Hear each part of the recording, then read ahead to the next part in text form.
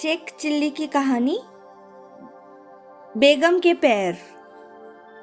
Hello मेरे प्यारे छोटे नन्हे मुन्ने दोस्तों, कैसे हो आप सब। मैं आपकी होस्ट और दोस्त वंशिका आप सभी का तहे दिल से बहुत बहुत स्वागत करती हूँ मॉरल स्टोरीज इन हिंदी के चैनल पर। दोस्तों, मैं आपके लिए बहुत सारी प्यार भरी, चटकदार, मज़ेदार, हंसने वाली और साथ में कुछ सीख दे के जाने वाली कहानियाँ लेकर आती हूँ। आज भी मैं आपके लिए एक प्यारी सी कहानी लेकर आई हूँ, तो चलिए सुनाती हूँ। ये कहानी उन दिनों की है जब झज्जर शहर महेंद्रगढ़ का ही हिस्सा हुआ करता था। उस दौरान भारत के उत्तर पश्चिमी क्षेत्र में विदेशियों के हमले हो रहे थे। पानीपत, रोहतक और दिल्ली जैसे शहरों पर खतरा ज्यादा था। उन दिनों नवाब में मौजूद बुआवाल तालाब की मरम्मत करवा रहे थे ताकि मुसीबत के समय रेवाड़ी के लोगों को पानी की किल्लत न हो। अचानक कहीं से खबर आई कि दुर्रा ने हमला कर दिया है और दुरानी की सेना रेवाड़ी के पास पहुंचने वाली है। इस बात का पता चलते ही नवाब ने अपने जाबाज सिपाहियों को और वजीरों को संग जरूरी बैठक की। बैठक का मसला था कि अगर दुरानी की सेना हमला करे तो उससे कैसा निपटा जाए, और अगर हमले के दौरान रोहतक या रेवाड़ी मदद मांगते हैं तो क्या करना सही रहेगा। बैठक में मौजूद सभी लोगों ने कहा कि रियासत के सभी को हमले के बारे में सूचित कर दिया जाए और पूरी तैयारी की जाए ताकि हमले के जवाब में कोई कसर न रहे। साथ ही आसपास की रियायतों से भी मदद ली जाए। उसी दिन रियासत में यह ऐलान करवा दिया गया कि अगर हमला होता है तो कमज़ोर, बीमार, महिलाएं और बच्चे जंगल में जाकर छिप जाए और जवान सैनिकों के साथ देंगे। यह ऐलान शेख चिल्ली ने भी सुना।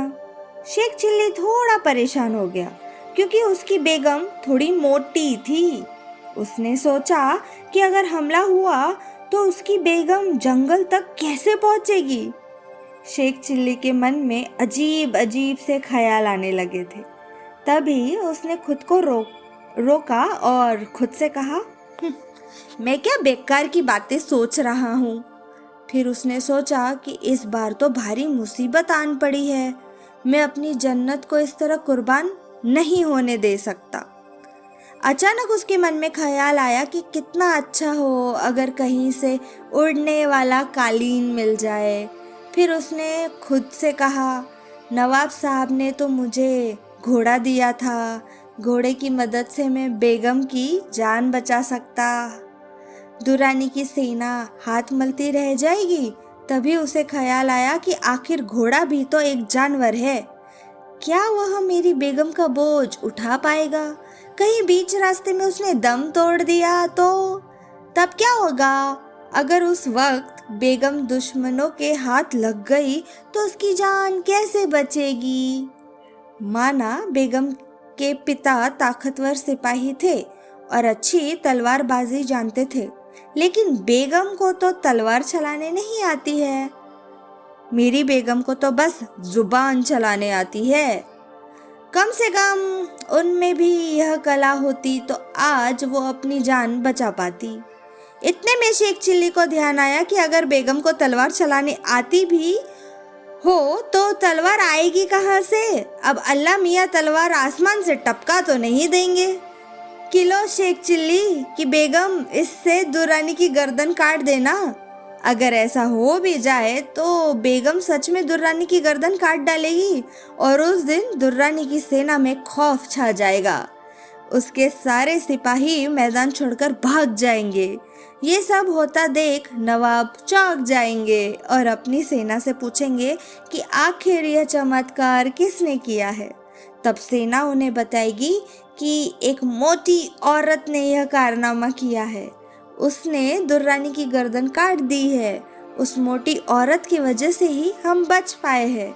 यह सुनकर नवाब बहुत खुश होंगे और उस औरत को पूरे सम्मान के साथ दरबार में लाने का आदेश देंगे।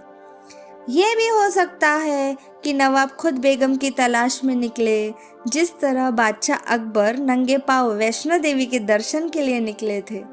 तभी वे बेगम की तलवार को दुर्रानी के खून से लथपथ देखेंगे। नवाब उन्हें देखते ही उनके सजदे में झुकेंगे और सेवा का मौका मांगेंगे।